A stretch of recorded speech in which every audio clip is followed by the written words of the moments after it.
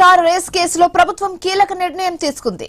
IAS Arvind Kumar పై విచారణకు అనుమతి కోరుతూ డీఓపీటీకి సీఎస్ లేఖ రాశారు. అరవింద్ కుమార్ పై చర్యలకు అనుమతి కోరారు.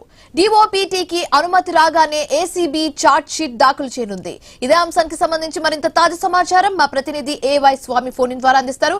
స్వామి, శివాని, ఇప్పటికే ఫార్ములా ఈ కేసుకు సంబంధించి మాజీ మంత్రి BRS party working president KTR విషయంలో రాష్ట్ర గవర్నర్ పర్మిషన్ తీసుకున్నటువంటి ఏసీబీ ఇప్పుడు మళ్ళీ అప్పుడు మున్సిపల్ శాఖ ప్రిన్సిపల్ సెక్రటరీగా పనిచేసినటువంటి అరవింద్ కుమార్ సంబంధించిన విషయంలో డిఓపీ డైరెక్టర్ ఆఫ్ పర్సనల్ డిపార్ట్మెంట్ సంబంధించి కేంద్ర ప్రభుత్వ శాఖకు ఒక లేఖ రాయడం జరిగింది. వాళ్ళు పర్మిషన్ ఇచ్చిన తర్వాత ఆయన మీద ఛార్జ్ షీట్ లో తనకు సంబంధించినటువంటి విషయాలు చర్చ అవకాశం కనబడుతుంది. ఈ కేసులో A1 గా ఉన్నటువంటి కేఆర్, A2 గా అరవింద్ కుమార్, A3 గా బీపీ రెడ్డి, హెచ్ఎండిఏ డైరెక్టర్ గా పనిచేసిన బీపీ రెడ్డిని కూడా కేసు చేర్చడం జరిగింది.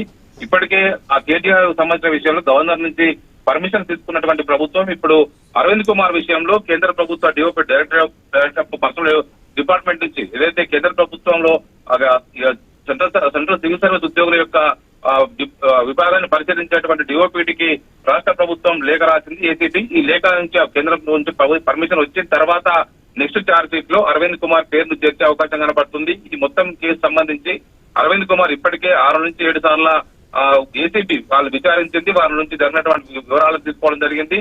మరోవైపు ఇప్పుడు ఈ కేసులో ఆయన A2 గా ఉన్నాడు కాబట్టి, అక్యూజ్డ్ గా ఉన్నాడు కాబట్టి ఆయన సంబంధించిన విషయంలో నెక్స్ట్ దాఖలు చేసే ఛార్జ్ షీట్ లో ఆయన పేరును నమోదు చేయడం కోసం కేంద్ర ప్రభుత్వం నుంచి డిఓపీటీ పర్మిషన్ కోసం రాష్ట్ర ప్రభుత్వం లేఖ రాసింది. ఆ తర్వాత ఛార్జ్ షీట్ ఫైల్ చేసిన తర్వాత కేసు సంబంధించి ట్రయల్ కి వెళ్లే అవకాశం కనబడుతుంది. Shivani, right, thank you Swamy.